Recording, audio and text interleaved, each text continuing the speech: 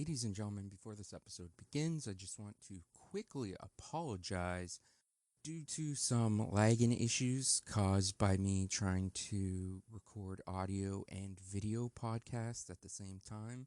You will notice some parts of this week's podcast sort of just cut out, or there's like a really quick skip and it sort of cuts off what Josh and I are saying. So just wanted to quickly apologize for that. It's nothing big. It doesn't affect the show overall. It's just a few parts here and there, but I did want to point it out ahead of time and apologize for it. But having said that, I hope you still enjoy the show. Ladies and gentlemen, welcome to another edition of the Ocho and Ortiz Disney podcast. On this episode, it was my pick again this week, so we're not doing anything sort of Disney Channel original movie related. What are we doing? Stick around and find out. Let's get this thing started.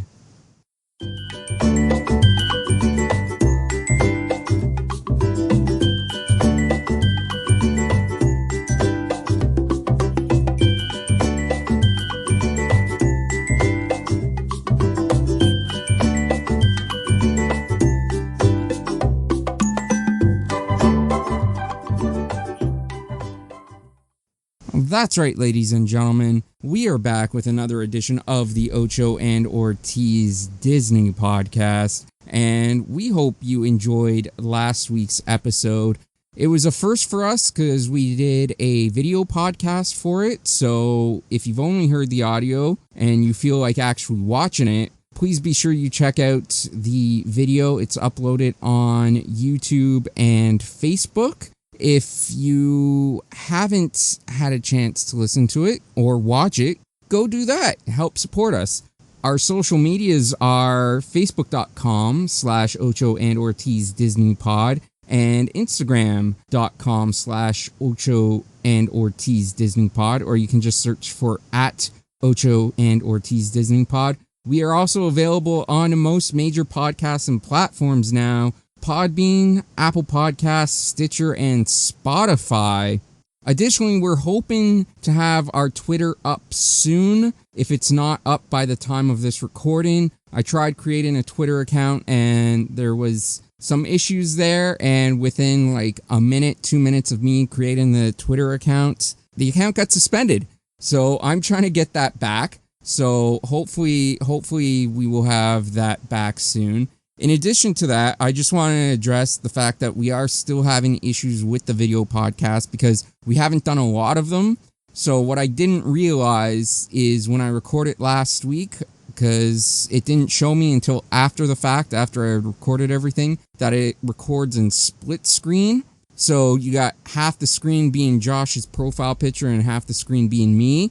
And because I didn't realize that there was that half screen thing going on, half my face got cut off a lot of the time, and it's probably going to happen again tonight because I wasn't able to figure out how to minimize screens on Skype. So it's still work in progress, but stick with us. We want to try to make this podcast as good as possible. I think we're going to try to use Discord going forward and see if that makes a difference. But yeah, please stick with us as we figure out the video podcast. And we've been doing audio podcasts for 5 years, so video podcast is a brand new thing for us, so stick with us as we figure out the technical difficulties with it. Having said all that, Josh, how the hell are you tonight? I'm doing good. I'm awake, which is, that's always good to be for the podcast. What is that, man? You're kind of throwing me under the bus with that DCOM stuff, eh? I threw you under the bus last week with it too, saying how much I hate it having to do the Descendants. And outright saying that we would never do a review of any of the High School Musical movies. Yeah, but come on, man, DCOMs are fun. I have other ones already picked for future episodes. Oh, I'm sure you do. I texted. What did I message you last night? That I don't need notes for DCOMs. Yeah. Yeah. No, I have ideas. I have ideas for months away too, but I have ideas. Yeah, it's gonna be fun. Oh, Dave's dying. Excuse me. Yeah, I am dying. Yeah, no, I think we all have ideas. Just got to try to figure out when we're going to do them. We're going to alternate. One week I'm going to pick a topic. The next week Josh is going to pick a topic. I think that's fair, and I think it'll be a good thing. We are also at some point going to open up a forum or a place for you guys to choose topics for us. Just trying to set something up for that. But ooh, I like that idea, because then they can also if we could maybe pick ahead of time, we could drop a forum, leave some questions, some feedback. Yeah, that would be good. That all depends on how much of this I can figure out before COVID ends and life gets back to normal.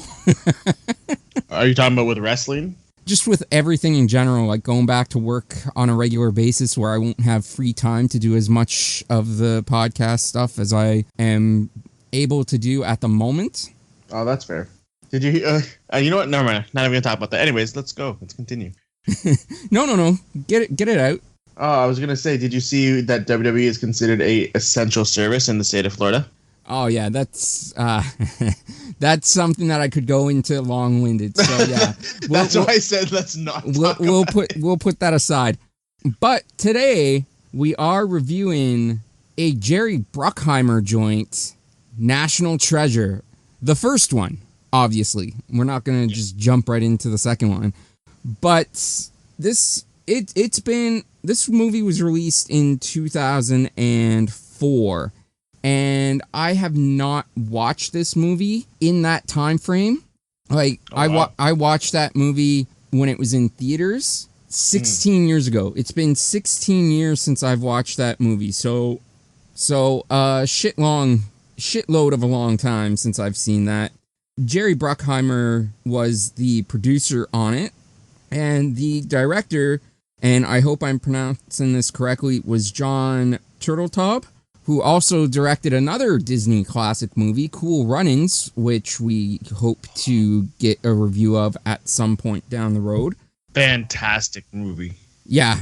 Steve already said that if we do like a Cool Runnings review, he wants to be a part of it. Which, shout out to Steve and the Stogie Mania wrestling crew. I'm rocking their shirts. They're friends of the show. If you guys are listening to this and you also happen to be wrestling fans, check out their wrestling podcast, Stogie Mania Wrestling Podcast, available on most major podcasts and platforms. Also, go support them by buying some of their merch, like this sweet shirt that I'm wearing right now. Go to prowrestlingtees.com/StogieMania. You can also get our merch at prowrestlingtees.com/Ocho and Ortiz or shop.spreadshirt.com/Ocho and Ortiz. I am working on getting some new merch for the Disney podcast up on Spreadshirt, so hopefully by the time this video or this episode drops, it'll be up and ready to buy. And if not, hopefully it won't be too much longer after this video this episode is uploaded by the time it's ready to go. So once it is all up and running, I will post all the links and stuff in our descriptions and on our social media. So be sure you're checking that out. Josh. Yes. How many times have you seen National Treasure? Too many fucking times to count. I mean, I just watched it, not yesterday, Sunday. Yeah. I did watch it Sunday. Again. I watched it Sunday again because, as I said, it had been 16 years since I saw it in theaters. Mm-hmm. So I watched it Sunday just to refresh my memory, and then I fast forwarded through it last night on Monday night to just try to take some notes and stuff for this podcast so we could be a little bit thorough with it. Yeah. The National Treasure is a movie that if it's on TV, I will most likely watch it. Yeah. So I watch it quite often, actually. It is a really, really good movie. I remember enjoying it when I first saw it, and I honestly wasn't sure if I was still going to enjoy it as much 16 years later. But I'm a huge fan of conspiracy theories and stuff. And this movie centers around conspiracy theories, basically the notion that there is a hidden treasure buried somewhere in the United States, which contains treasures from all around the ancient world, going back like thousands of years. So, I mean, the movie basically starts off with a young Ben who's going to be the main character. Adult Ben is going to be played by Nicolas Cage. I have no idea who played young Ben because I didn't look that information up on IMDb. But the movie starts with young Ben in a room or an attic with his grandfather. And his grandfather is telling him the story about the Knights Templar and the Masons who managed to get their hands on all this ancient treasure, and the fact that there had been people feuding over this treasure for hundreds of years, for centuries even, for millennia. And basically he tells a story that the Knights Templar decided that the treasure was too great for any one man, one person to have, any one king or queen or leader, whatever you want to call it. It was too great for one monarchy or whatever to have. So they decided to take the treasure and bury it somewhere where no one could hide it and keep it protected so that there wouldn't be any fighting over it anymore. And at the end of the story, his grandfather is telling him how the Masons in America had left clues all over the country, all over documentations, all over like dollar bills and stuff with hidden meanings, hidden messages as to where to locate the treasure. And Ben's grandfather tells him that the last known clue that was given out was that the secret lies with Charlotte. And then Ben's dad, played by Jon Voight, comes in and basically tells Ben to ignore all that nonsense because his family, the Gateses, his name is Ben Gates, and his family, the Gateses, have been hunting this treasure for almost a century, like going back to his grandfather's grandfather. So his dad basically tells him to forget the treasure. It's a myth. It's never going to be found. It's just a legend. People have been looking for it forever and no one's found it. It probably doesn't exist. Give up on it. Flash forward to an adult Ben on an Arctic expedition, and he is searching for a ship called the Charlotte. This is a ship that's probably about 200 years old, if not more, and it has been buried under a shit ton of ice. And they use metal detectors, I guess, to locate the hidden ship. I don't know how that. I guess the metal detectors are supposed to be there to help them find the coins and the treasure and everything. But in the end, that doesn't make sense because they don't actually find any treasure down there, but they still somehow manage to find the ship buried under all this ice. Anyways, they excavate it, and they manage to dig out enough of the ship that allows them access and entry inside and down below the decks of the ship. Whoops, sorry, I just hit my mic, so you're probably going to get some feedback noise from that, listeners. But basically, so they get down into the ship and they find the cargo hold, and Ben and the team of people that he's with think, okay, this is it. It's the cargo hold. This has to be the treasure. And they go into the cargo hold and they see some dead bodies of crew members. But other than that, the only other thing that they find is barrels of gunpowder. And they're opening all the barrels of gunpowder. There's nothing there. It's just all gunpowder. And they think it's a lost cause, but then Ben notices the captain of the ship holding one particular barrel, and he finds it funny that the captain would be guarding a barrel. So he goes to the barrel that the captain's guarding, he opens it up, he dumps it out a little bit, and lo and behold, there's a secret package hidden in the gunpowder. Ben opens up the package, and it turns out that it's like this ancient pipe carving, and the carving, the pipe detaches, and there's like a little, I can't even think of the, I'm gonna call it a codex because I can't think of the actual word that I'm looking for, but it's like a little roller codex. So Ben pricks his finger so he can get blood on it and rubs the codex on his bloody finger, And then, because he didn't obviously have any ink to use for the codex, so he just used his blood.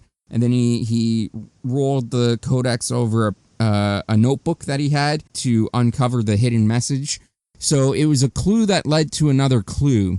And basically, Ben ends up getting into an argument with one of the guys that's on the expedition with him. I guess it's the guy that's actually funding the expedition, a guy named Ian, who's played by Sean Bean, who a lot of you may know as Ned Stark from Game of Thrones. But Ian, when Ben deciphers the code, he realizes that the next clue is hidden on the back of the Declaration of Independence. So Ian suggests that they go and steal the Declaration of Independence, which Ben is just steadfastly against. And Josh, if you want to pipe in at any time, feel free. I don't know, man. Keep going. You're doing good. Unless you want a break. So basically, Ben wants nothing to do with stealing the Declaration of Independence, because Ben, as much as his family is known as being these conspiracy theory treasure hunters, he's also a historian and he appreciates historical things. So he wants no part of this. And Ian says, well, then at this point, you've become a hindrance. So he threatens to shoot Ben and Ben's friend who's with them on the expedition, Riley. And then Ben grabs a torch and lights it and threatens to throw it onto the gunpowder. But Ian ends up catching the flare. However, because Ian had been handling the gunpowder with his gloves and stuff, his glove catches on fire, which causes him to drop his glove and the flare, and he runs out and he locks Riley and and Ben in the cargo hold, and he hauls ass to escape. Now, obviously, the flares touch the ground. There's a bunch of gunpowder on the ground. Shit is about to go down. Fortunately, Ben and Riley managed to find an escape route in the cargo hold. Yep, the smuggler's hold. The smuggler's hold, that's what it is. Thank you. I couldn't remember exactly what it was. And I'm sorry, my hat keeps hitting my microphone, so you're going to continuously hear banging on the recordings. I do apologize for that. Anyways, they head out through the smuggler's hold, and somehow they manage to evade blowing up in the ship when it blows up. So, anyways, they manage to escape, and their main idea is to go to Washington to try to alert the authorities. So the next shot, we see them coming out of the FBI after a failed attempt of letting the FBI know that somebody is planning on stealing the Declaration of Independence. The FBI obviously doesn't believe them because it's a well-guarded document and nobody is going to be able to steal it because of the high security surrounding it. We then find out during that conversation as well that Ben and Riley had also tried to talk to the CIA and to the Homeland Security, and all those agencies, thank you. All those agencies laughed at them and didn't believe them and basically threw them out of the buildings as well. So, sorry, I'm just trying to find my notes here to remember where I am. That's when they go to the actual museum then, right? Yeah, I wrote down the museum, I think. Yeah, National Archives, the National Archives Museum. Because they want to talk to, well, I mean, her role is never really made clear. Abigail Chase is the character played by Diane Kruger. But I don't remember them ever actually giving her title or her character a title. So I don't know if she's like a curator at the National Archives, if she's the director of the National Archives.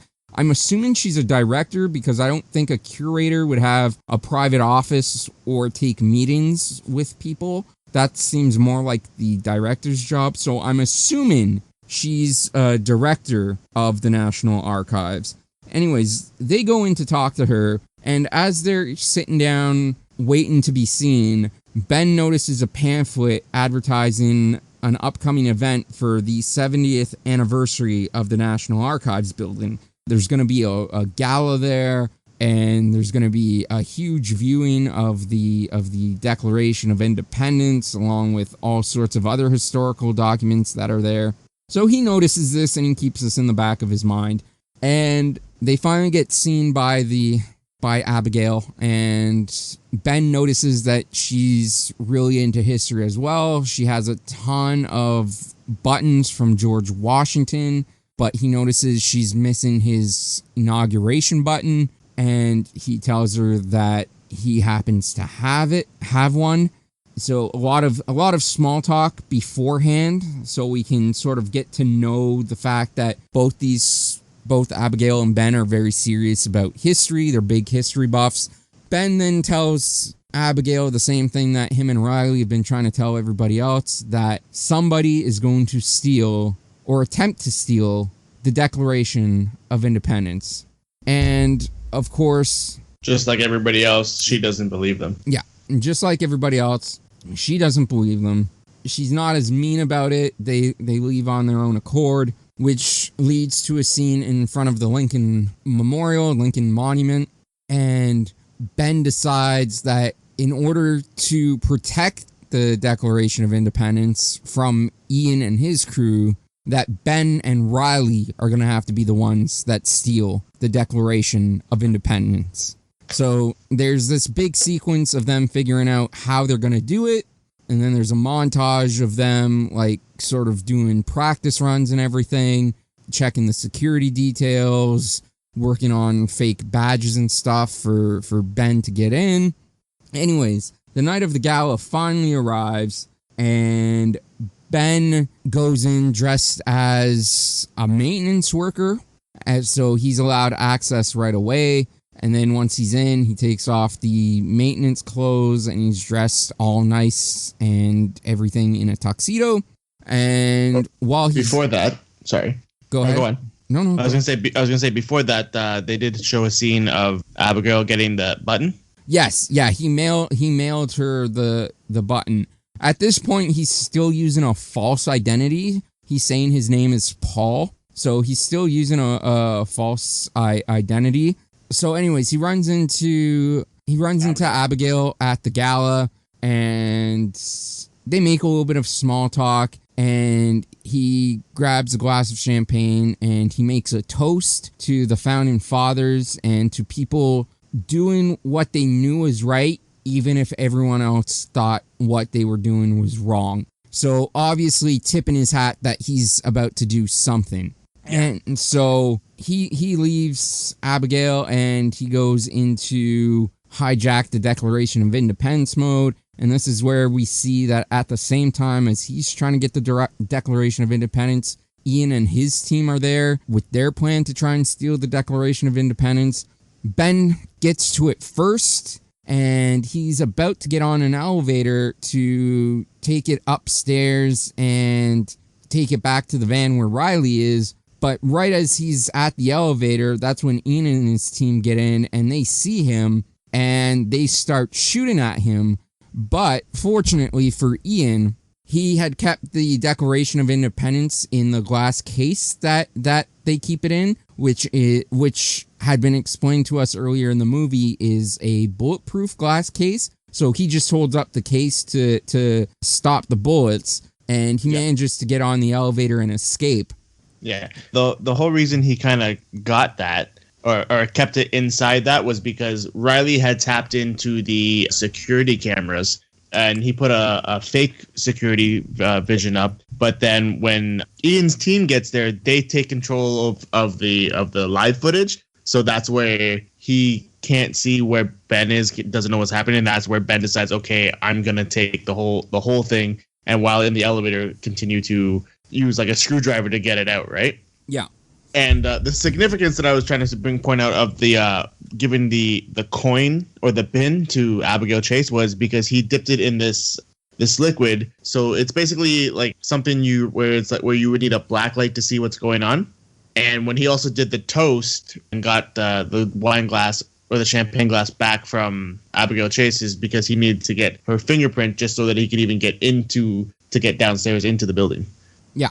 So he gets back up and At this point, he has the Declaration of Independence rolled up and tucked away inside of his tuxedo jacket. And he's trying to leave, but then he sees Abigail, so he makes an abrupt turn, which leads him into the gift shop. And the gift shop girl assumes that he's trying to steal a replica poster of the Declaration of Independence. So he ends up paying $35 for it, and he ends up leaving to no avail because Abigail still catches him and tries to run up to him on the street. And that's when she discovers that he's stolen the Declaration of Independence.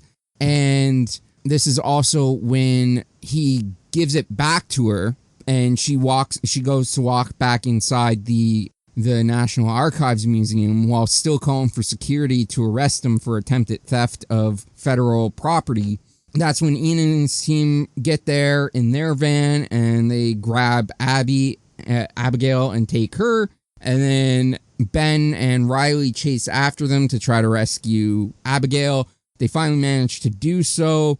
She gets in their van, and they end up just driving off and letting Ian and his team go forward to wherever the fuck they're going.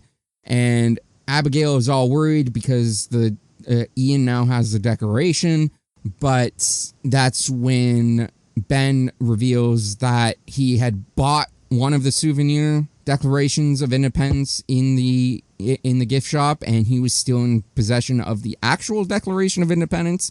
And then that's also when it cuts to Ian and his van, figuring out that what he had was a replica and not the real thing. So obviously, with Ben stealing the Declaration of Independence, the FBI, CIA, all these government agencies were going to be all over his house. So instead of going to his house to figure out the clue, he goes to his father's house, and his father wants nothing to do with looking for the treasure. At this point, his father doesn't realize that he has stolen the Declaration of Independence. He just thinks that he has a piece of paper which contains another clue on it. So Abigail and Ben use lemon juice as a reagent to uncover the next clue. And they finally get the next clue, and they realize that in order to solve the clue, they also need parts from a previous clue, which were letters that Ben's father had at one point. And then that's when Ben's father tells them that he doesn't have those letters anymore. He donated them to the Franklin Museum in Philadelphia. The Franklin Institute in Philadelphia. So this is when Ben's dad takes a look to see what the clue was written on anyways, and discovers that that they had stolen the Declaration of Independence. And Ben's father says he wants nothing to do with he had wasted his entire life looking for this treasure, and now Ben had completely destroyed his by stealing the Declaration.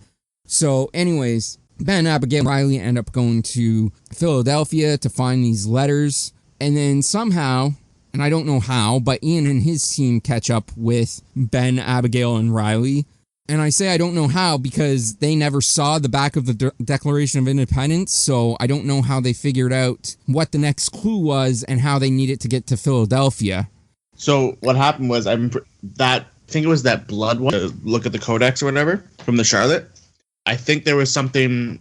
I remember they sort of explained it where he's looking at something where it says silence and then good, and it was they were looking at some letter or something. Ian was looking at something. He's like, why are these two letters? But even with that, right? Like Ben didn't know where the letters were until his dad told him, right? So how the fuck if Ben doesn't know that they had been donated to the Franklin Institute, how the fuck does Ian know, right? Like, I guess what he did was they Googled it, right? At that point, they searched for Silence Do-Gooder, right?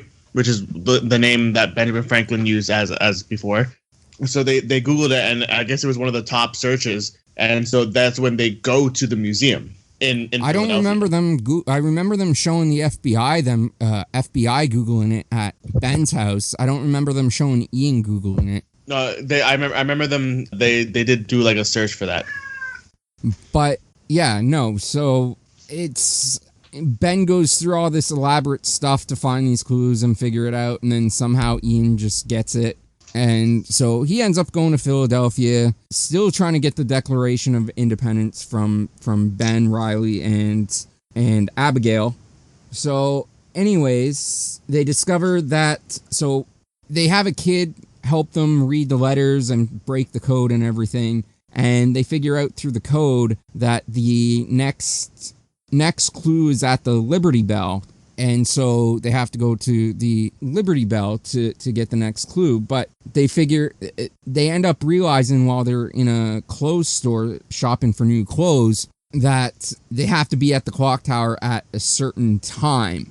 So Ben asks the cashier at the clothing store to see the $100 bill that he just used to pay for the clothes, and he gives her his watch for collateral. Anyways, long story short, they figure out that the time they have to be there is 2:22, and that the time right now is 3 o'clock. That's when Riley explains that when the Declaration of Independence was signed, daylight savings time wasn't a thing yet, so they actually still had time, because 2:22 then would have been 3:22 in current day without daylight savings time.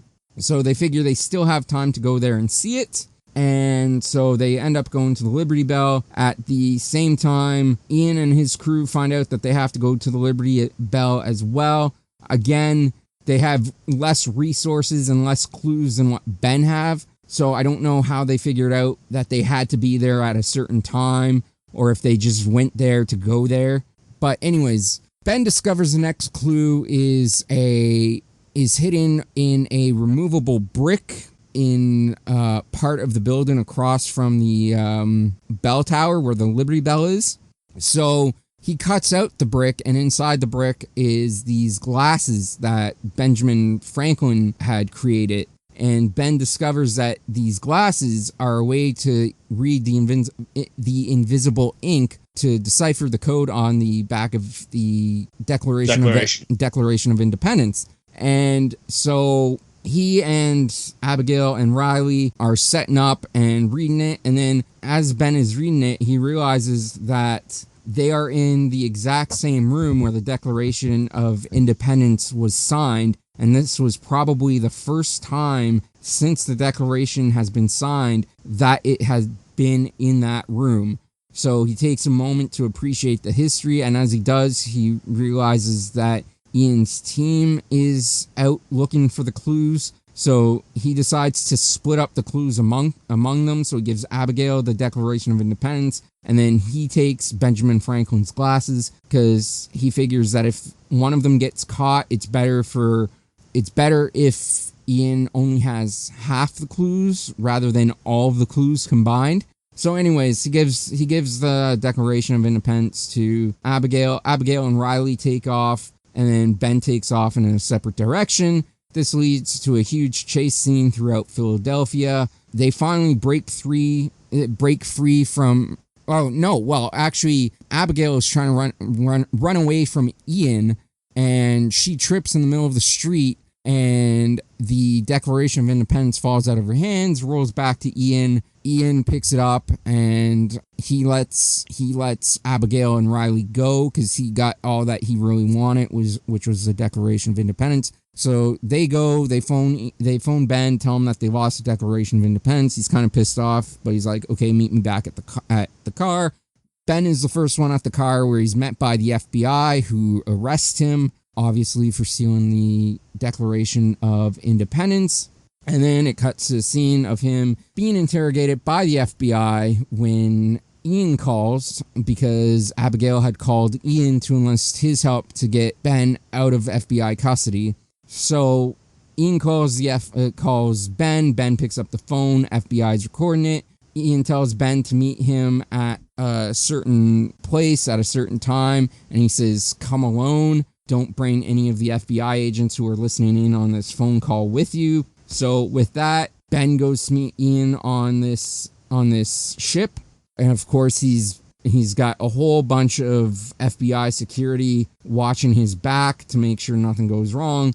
But Ian had planned for this, and his team has a bunch of stuff to disrupt the FBI signals. And then Ben eventually jumps into the Hudson River, where one of Ian's guys is waiting for him underneath the water, and they have some sort of like motorized device which carries them away quickly so that the police and the FBI can't search that area and find them.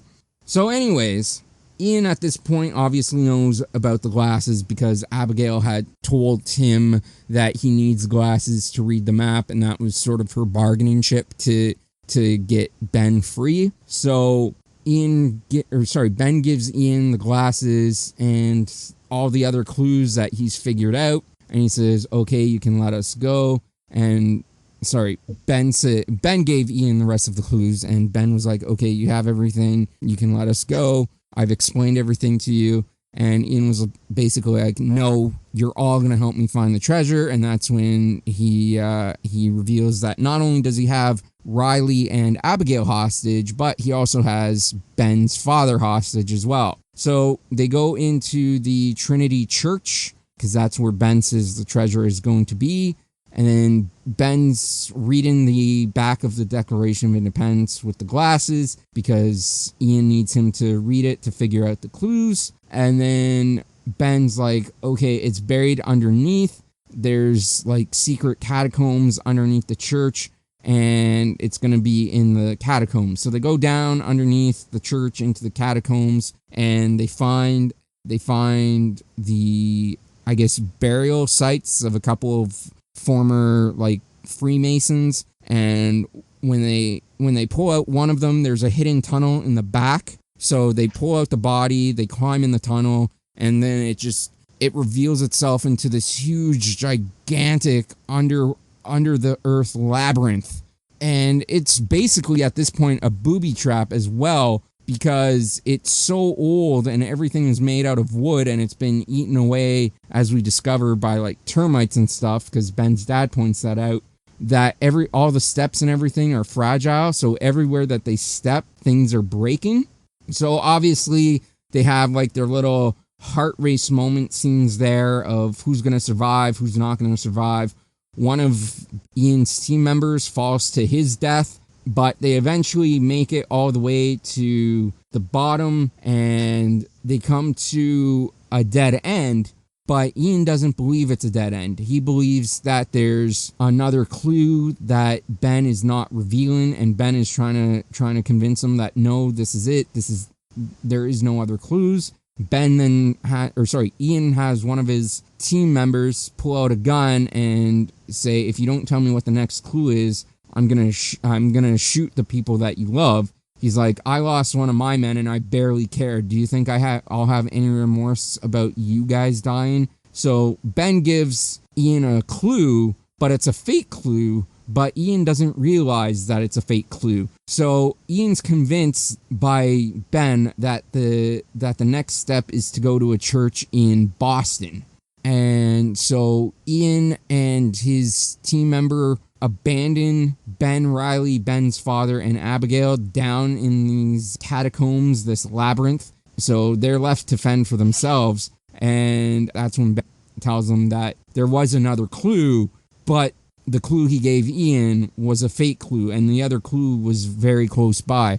So they end up discovering a hidden doorway beneath the all-seeing eye on a wall, which leads them into this pretty big room, which they figure is where the treasure used to be. Now Ben is convinced that they actually have come to a dead end, that somebody discovered the treasure long ago and took it out and moved it to another place. So he figures that this is it. There's no more. There actually is no treasure at this point. That's when Riley says there has to be another room, because there has to be another exit out of here.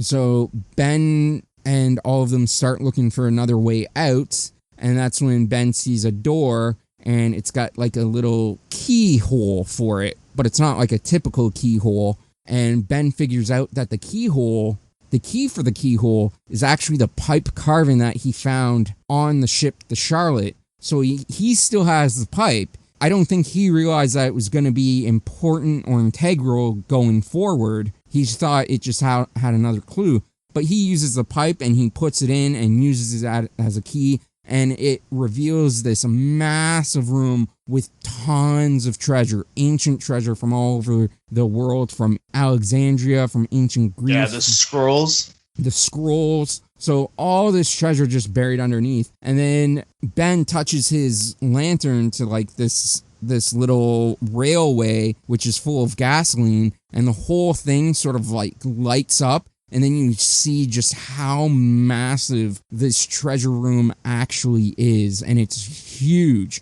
And that's also when Riley looks all the way to the other end of the room and sees stairways as the second exit out. So they end up climbing out the stairways. They leave all the treasure underneath. And they climb back out through the tombs. It's not, that's where they run into, I guess, the caretaker of the church as they're coming out for a little bit of a comedy spot. And then once they get back into the main portion of the church, the FBI is there waiting for them. And that's when Ben tells the FBI agent, I want to cut a deal. So he basically cuts a deal with the FBI guy, letting him know that all the treasure is down there.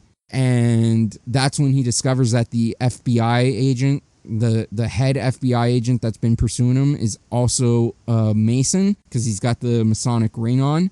So he cuts a deal that nothing happens to his father, to Riley, to Abigail, and that they actually are the ones that get credit for the find. And he says, I would like to really not go to jail. And that's when the FBI agent says, well, somebody has to go to jail. There was theft of federal property. Somebody stole the Declaration of Independence. Somebody has to go to jail for it.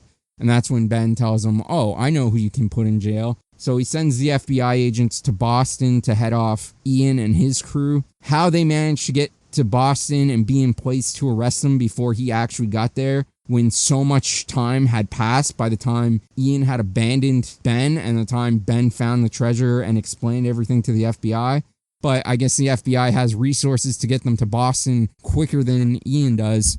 And so they get to Boston, they arrest Ian, and then Ian looks up and he sees Ben standing in a window or a doorway across the street looking at him smugly. And then at the end of the movie, it's revealed that the treasure got split up to museums all around the world and that Ben, Riley, and Abigail got some sort of cash value reward for it. They got 1% of the total treasure found, which results in them getting a shit ton of money because it was explained that I think there was like, $6 to $10 billion worth of treasure down there. So, 1% of that is a good chunk of money.